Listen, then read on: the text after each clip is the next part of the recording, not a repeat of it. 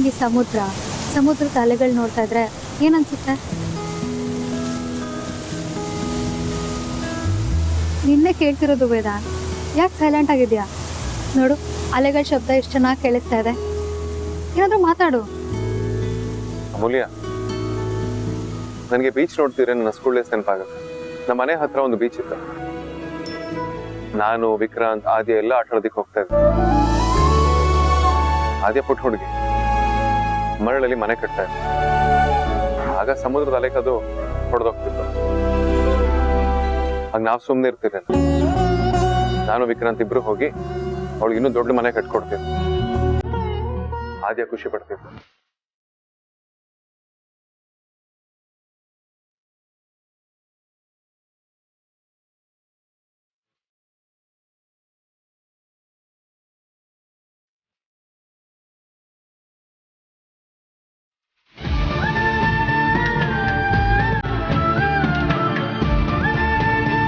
ವೇದಾಂತ್, ನಾವಿವತ್ತು ನಾರಾಯಣ ಅವ್ರನ್ನ ನೋಡುತ್ತಲ್ಲ, ಅವ್ರನ್ನ ನೋಡ್ತಿದ್ದಾಗ ಏನಾಯ್ತು ಗೊತ್ತಾ? ನಿಂಗೆ ಗೊತ್ತಿಲ್ಲ, ನೀನ್ ಕಳ್ದೋಗಿದ್ದೆ.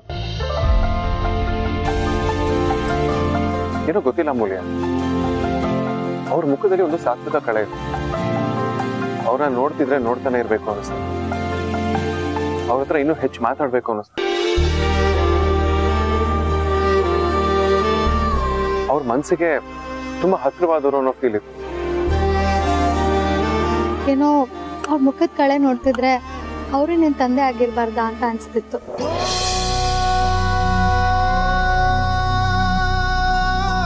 ಈ ಪರಿಸ್ಥಿತಿನಲ್ಲಿ ಆ ಥರದವ್ರನ್ನ ಯಾರು ನೋಡಿದ್ರು ಹಾಗೆ ಅನ್ಸುತ್ತೆ ಅಮೂಲ್ಯ. ಆಮೇಲೆ ಇನ್ನೊಂದು ವಿಷಯ, ವಿಕ್ರಾಂತ್ ಅಪ್ಪ ಅಮ್ಮನ ಹುಡ್ಕೋದಕ್ಕೆ ಎಷ್ಟು ಕಷ್ಟಪಟ್ಟ. ನಾವು ಕೂಡ ಇಷ್ಟು ಪ್ರಯತ್ನ ಪಡ್ತೀವಿ. ಆದ್ರೆ ಅಪ್ಪ ಅಮ್ಮ ನಮ್ಮನ್ನು ಹುಡ್ಕೋದಿಕ್ಕೆ ಯಾಕೆ ಕಷ್ಟಪಡ್ತಿಲ್ಲ ಅಥವಾ ಪ್ರಯತ್ನ ಪಡ್ತಿಲ್ಲ? ನನ್ಗಿದ್ರ ಬಗ್ಗೆ ಕ್ಲಾರಿಟಿನ ಸಿಗ್ತಿಲ್ಲ. ಈಗ ನೋಡು, ಅಪ್ಪನ ಹುಡುಕೋದಿಕ್ಕೆ ನಾನು ನೀನು ಬಂದಿದ್ದೀನಿ. ಆದ್ರೆ ಅಪ್ಪ ಹೇಗಿದ್ದಾರೆ ಗೊತ್ತಿಲ್ಲ. ಅವ್ರ ಫೋಟೋ ಇಲ್ಲ. ನನಗೆ ಯಾವ ದಾರಿನೂ ಕಾಣಿಸ್ತಿಲ್ಲ. ವೇದಾಂತ್, ಇರು ನಿಮಿಷ ಬಂದೆ. ಎಲ್ಲಿಗೆ ಹೋಗ್ತಿದ್ಯಾ? ಒಂದು ನಿಮಿಷ ಬಂದೆ ಇರು.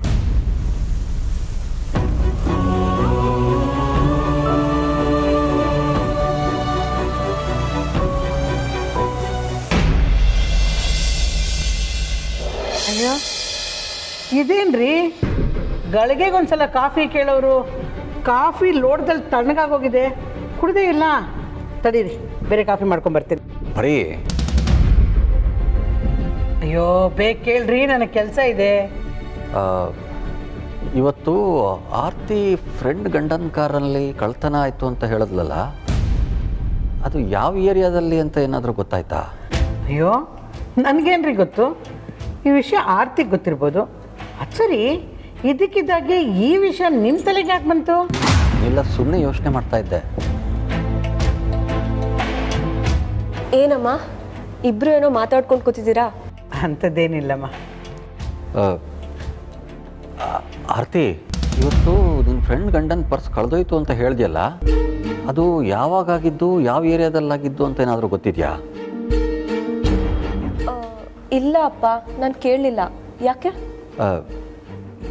ಯಾಕೋ ಇಲ್ಲ, ಸುಮ್ಮನೆ ಕೇಳಿದೆ ಅಷ್ಟೇ.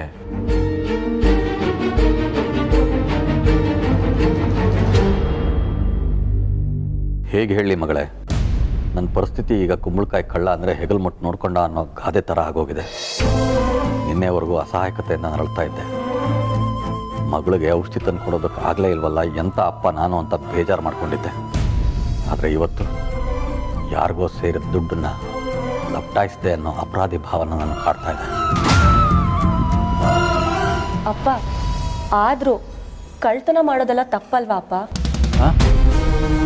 ಹೌದು ಹೌದು, ಕಳ್ತನ ಮಾಡೋದು ತುಂಬ ಕೆಟ್ಟದು.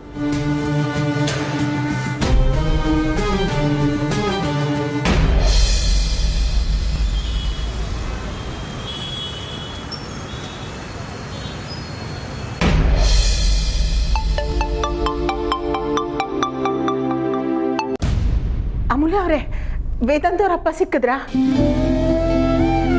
ಇಲ್ಲಮ್ಮ, ಇನ್ನೂ ಸಿಕ್ಕಿಲ್ಲ.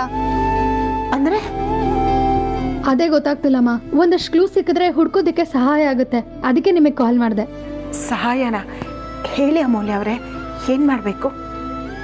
ಏನಿಲ್ಲಮ್ಮ, ವೇದಾಂತ್ ಅವ್ರ ತಂದೆನ ಹುಡ್ಕೋದಿಕ್ಕೆ ನಮಗೆ ಅವ್ರ ಫೋಟೋ ಬೇಕಿತ್ತು. ಒಂದ್ ಸ್ವಲ್ಪ ನಮ್ಮ ಮನೇಲಿ ಹುಡ್ಕಕ್ಕಾಗತ್ತಾ? ಹಳೆ ಫೋಟೋ ಏನಾದ್ರೂ ಇರ್ಬೋದು. ಅಮ್ಮ, ನಮ್ ರೂಮಲ್ಲಿ ವಿಕಿ ಭವನ್ ರೂಮಲ್ಲಿ ಒಂಚೂರು ಹುಡುಕ್ತೀರಾ? ಅಲ್ಲಿ ಸಿಕ್ಕಿದ್ರು ಸಿಕ್ಬೋದು. ಖಂಡಿತ ಹುಡುಕ್ತೀನಿ ಅಮೂಲ್ಯ ಅವರೇ. ನನ್ನಿಂದ ವೇದಾಂತ್ ಅವ್ರಿಗೆ ಒಂಚೂರು ಸಹಾಯ ಆದರೆ ನಾನು ಖಂಡಿತ ಮಾಡ್ತೀನಿ. ಅಮ್ಮ, ಅಂದಾಗೆ ನೀವು ವೇದಾಂತ್ ತಂದೆನೆ ಅಂತ ಹೇಗೆ ಗುರ್ತು ಹಿಡಿತೀರಾ? ಅಯ್ಯೋ, ನನಗೆ ಗೊತ್ತಲ್ಲ. ಏನಮ್ಮ, ನಿಮಗೆ ಗೊತ್ತಾ? ಹೇಗೆ?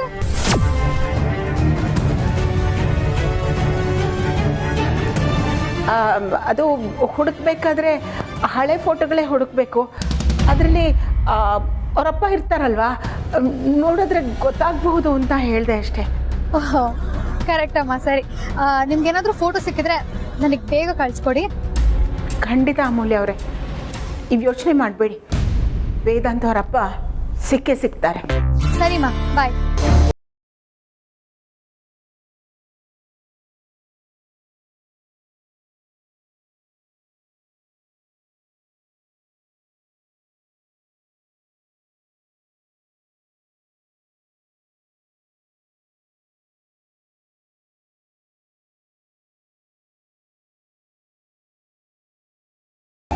ಆವತ್ತು ವೇದಾಂತ್ ರೂಮ್ನಲ್ಲಿ ಇದ್ದಿದ್ದ ಫೋಟೋನ ನಾನು ತಗೊಂಡೆ. ಆ ಫೋಟೋನ ಸುಹಾಸಿನಿ ಹರಿದಾಕಿದ್ಲು. ಸೂರ್ಯ ಅವ್ರದ್ದು ಇನ್ನೊಂದು ಫೋಟೋ ಇದೆಯಾ ವೇದಾಂತ್ ರೂಮ್ನಲ್ಲಿ? ಯಾವುದಕ್ಕೂ ಇರಲಿ, ಹುಡುಕ್ತೀನಿ.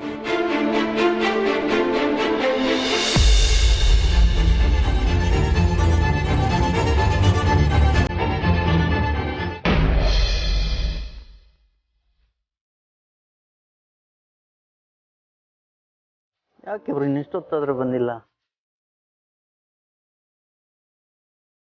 ಬರ್ಬೇಕಾಗಿತ್ತು.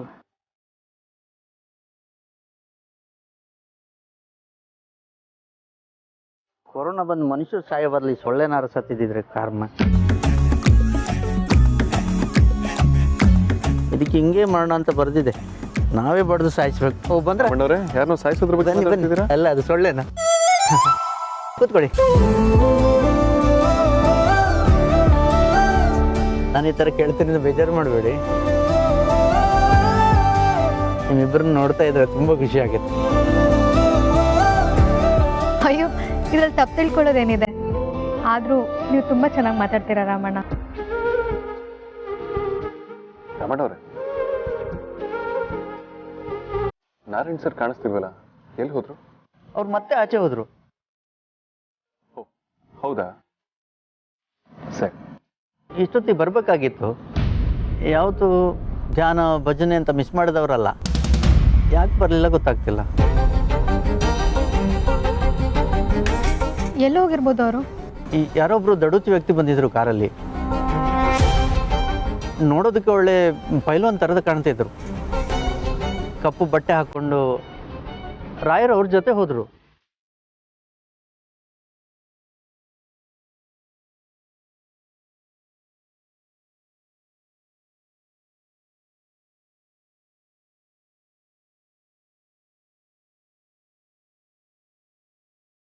ಅಂದ್ರೆ ಅಗ್ನಿನ ಅವನು ಇಲ್ಲಿಗೆ ಬಂದಿರ್ಬೋದ? ಬಂದ್ರು ನಾರಾಯಣ್ ರಾಯರ್ ಜೊತೆ? ಚೇಚ, ಸಾಧ್ಯನೇ ಇಲ್ಲ. ಸರ್, ಏನು ಯೋಚನೆ ಮಾಡ್ತಾ ಇದ್ದೀರಾ? ಜಾಸ್ತಿ ಯೋಚನೆ ಮಾಡಬೇಡಿ, ಕೂದಲು ಉದುರು ಹೋಗುತ್ತೆ. ಮತ್ತೆ ಕಾಡಿನ ಸೊಪ್ಪು ತಗೊಂಡು ತಿಕ್ಕಬೇಕಾಗತ್ತೆ.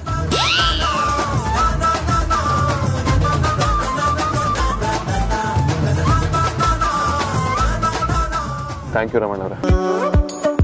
ಇಡೀ ದಿನ ನಿಮ್ಗೆ ಎಷ್ಟೇ ಕೆಲಸ ಇದ್ರು ಆ ಕೆಲಸ ಎಲ್ಲ ಬಿಟ್ಟು ನಾವು ಪರ್ಸನಲ್ ಟೈಮ್ನ ಕೊಟ್ಟು ನಮ್ಮ ತಂದೆ ಹುಡ್ಕೋದಕ್ಕೆ ಸಹಾಯ ಮಾಡಿದೆ. ನಿಮ್ಗೆ ಎಷ್ಟು ಥ್ಯಾಂಕ್ಸ್ ಹೇಳಿದ್ರು ಕಡಿಮೆ. ಹೇಗೋ ದೇವ್ರ ದಯದಿಂದ ನಾಳೆ ನಾರಾಯಣ್ ಸರಿಂದ ನಮ್ಮ ತಂದೆ ಹುಡ್ಕೋದಕ್ಕೆ ಯಾವುದಾದ್ರು ಚಿಕ್ಕ ಕ್ಲೂ ಸಿಕ್ಕಿದ್ರು ಸಾಕು. ಸರಿ ರಾಮಣ್ಣ, ನಮ್ಮ ಬಗ್ಗೆನೂ ನಾವು ತುಂಬಾ ಹೇಳ್ಕೊಂಡ್ವಿ, ನಿಮ್ಮ ಬಗ್ಗೆ ನೀವೇನು ಹೇಳ್ಕೊಳ್ಳೇ ಇಲ್ವಲ್ಲ?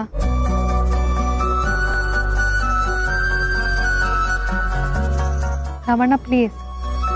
ನೀವಿಬ್ಬರು ನನಗೆ ತುಂಬ ಇಷ್ಟ ಆಗಿದ್ದೀರಿ. ಅದಕ್ಕೆ ನಿಮ್ಮ ಹತ್ರ ಹೇಳ್ಕೊಳ್ಳೋದಕ್ಕೆ ನನಗೇನು ತೊಂದರೆ ಇಲ್ಲ.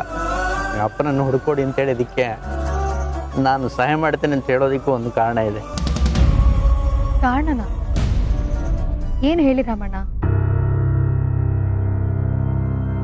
ನನಗೂ ಅಪ್ಪ ಅಮ್ಮ ಇಲ್ಲ.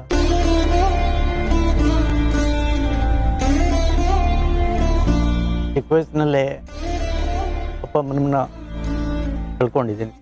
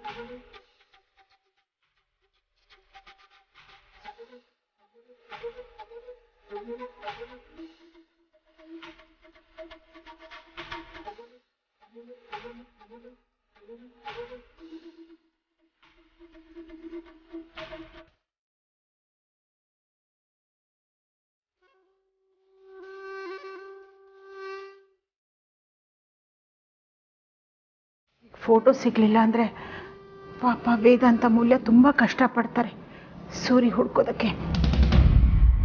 ಏನು ಮಾಡೋದು?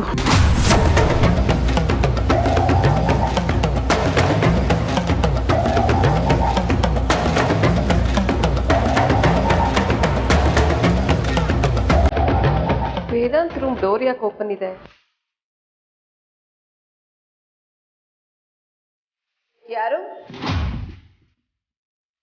ಯಾರಿದ್ದೀರಾ ಒಳಗೆ?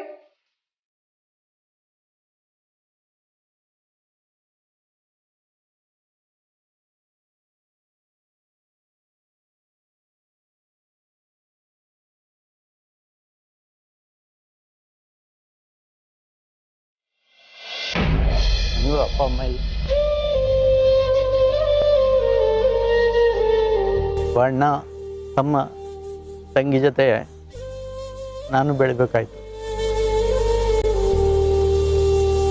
ರಾಮಣ್ಣ, ಅಪ್ಪ ಅಮ್ಮ ಇಲ್ಲ ಅನ್ನೋ ನೋವು, ಡೌಟಿದಾರನ್ನ ಸಾಕಿ ಸಲಹೋ ಕಷ್ಟ ನನಗೆ ಗೊತ್ತಿದೆ ಸರ್.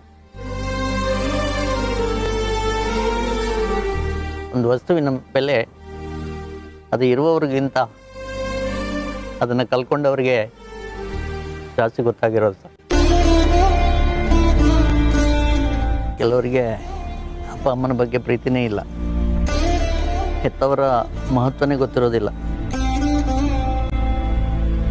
ಪಾಪ ಅಪ್ಪ ಅಮ್ಮ ಕಷ್ಟಪಟ್ಟು ಇವ್ರಿಗೆ ಓದಿಸ್ತಾರೆ, ಅವ್ರಿಗೆ ಆಸೆ ಇರುತ್ತೆ ನನ್ನ ಮಗ ಅಥವಾ ಮಗಳು ದೊಡ್ಡ ಜನ ಆಗಬೇಕು, ಕೈ ತುಂಬ ಸಂಬಳ ಬರಬೇಕು ಅಂತ.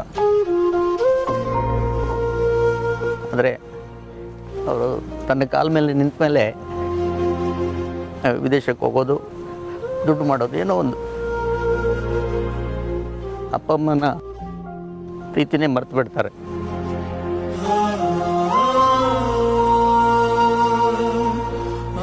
ಅಪ್ಪ ಅಮ್ಮನನ್ನು ನೆಮ್ಮದಿಯನ್ನು ನೋಡ್ಕೊಳ್ಳೋದು ಮಕ್ಕಳು ಯಾವತ್ತೂ ಮರಿಬಾರ್ದು. ಹೆತ್ತವ್ರಿಲ್ಲ ಅಂತಂದರೆ ಮಕ್ಕಳು ಹೇಗೆ ಅನಾಥರು ಹಾಗೆ ಮಕ್ಕಳಿಲ್ಲ ಅಂತಂದರೆ ಆ ವಯಸ್ಸಾದ ಹೆತ್ತವರು ಕೂಡ ಅನಾಥರಲ್ವೇ ಸರ್.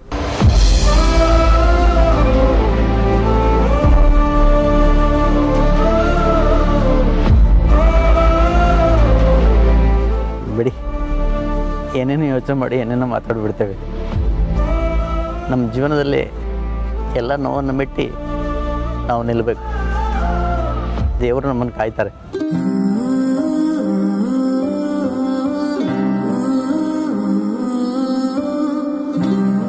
ನಮ್ಮ ಮನಸ್ಸು ಒಳ್ಳೇದಿದ್ರೆ ಎಲ್ಲ ಒಳ್ಳೇದೇ ಆಗುತ್ತೆ. ನಿಮ್ಗಾಗ್ತಿದೆಯಲ್ಲ ಅದೇ.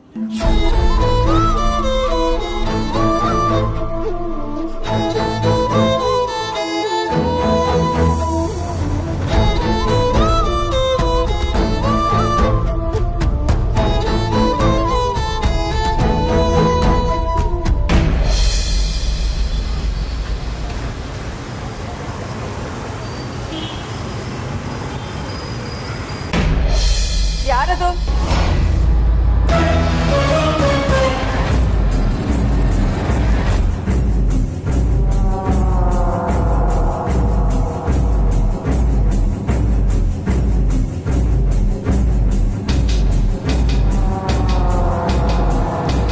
ಯಾರು ಇಲ್ವಲ್ಲ.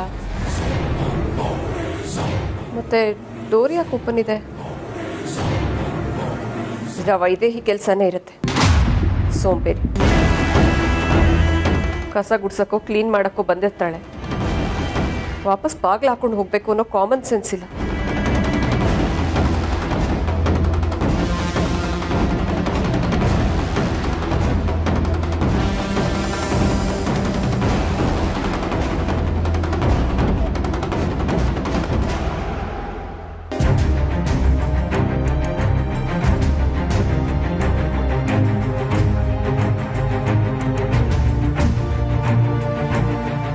ಸತ್ಯ, ದೇವರ ದೊಡ್ಡವನು.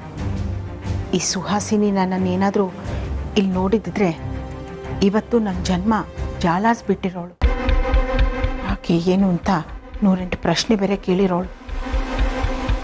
ಸೂರ್ಯ ಫೋಟೋ ಎಲ್ಲೂ ಇಲ್ಲ, ಎಲ್ಲಿ ಅಂತ ಹುಡ್ಕೋದು?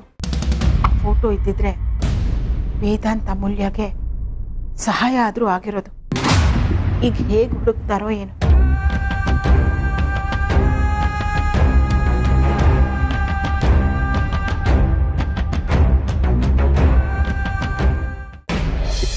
ಕಷ್ಟಪಟ್ಟು ನಿಮ್ಮ ಸಾಮರ್ಥ್ಯದಿಂದ ಎಷ್ಟು ಎತ್ತರಕ್ಕೆ ಬೆಳೆದಿದ್ದೀರಿ. ಅದರಲ್ಲದೆ ಒಳ್ಳೆ ಮನಸ್ಸಿನಿಂದ ಅಪ್ಪನನ್ನು ಹುಡುಕ್ತಾ ಇದ್ರಲ್ಲ, ಖಂಡಿತ ಸಿಕ್ಕೇ ಸಿಗ್ತಾರೆ.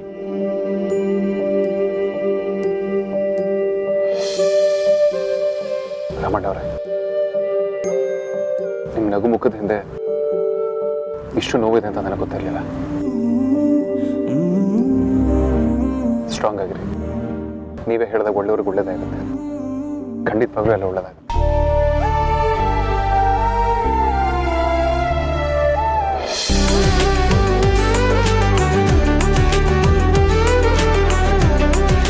ರಮಣವ್ರೆ, ನಿಮ್ಮ ಆಶ್ರಮದ ಊಟ ನಿಜವಾಗ್ಲೂ ತುಂಬಾ ಚೆನ್ನಾಗಿದೆ.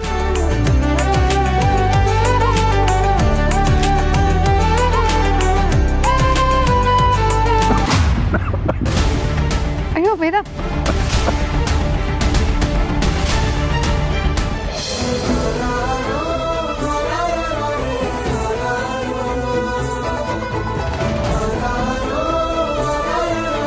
ಥ್ಯಾಂಕ್ ಯು ಅಪ್ಪಾಜಿ. ಥ್ಯಾಂಕ್ ಯು ಅಪ್ಪಾಜಿ.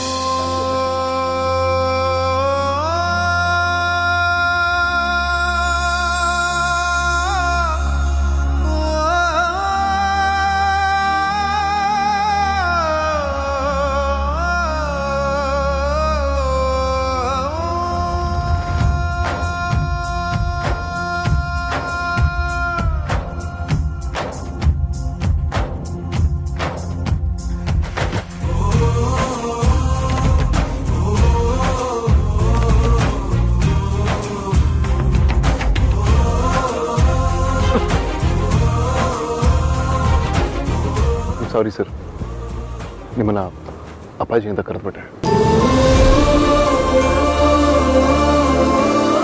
ನಾನಿಲ್ಲಿ ಕೆಲವ್ರಿಗೆ ಅಣ್ಣ, ಕೆಲವ್ರಿಗೆ ತಂದೆ, ಕೆಲವ್ರಿಗೆ ಮಗ, ಇನ್ನು ಕೆಲವ್ರಿಗೆ ಗುರೂಜಿ. ನಿನಗಿಷ್ಟ ಆದರೆ ಹಾಗೆ ಕರಿ, ಪರವಾಗಿಲ್ಲ. ಅಂದಾಗೆ ನಾಳೆ ನಿಮ್ಮ ತಂದೆನ ಹುಡ್ಕಕ್ಕೆ ಹೋಗೋಣ. ಊಟ ಮಾಡು. ರಾಮಣ್ಣವ್ರೆ, ಅವ್ರನ್ನ ನೋಡು.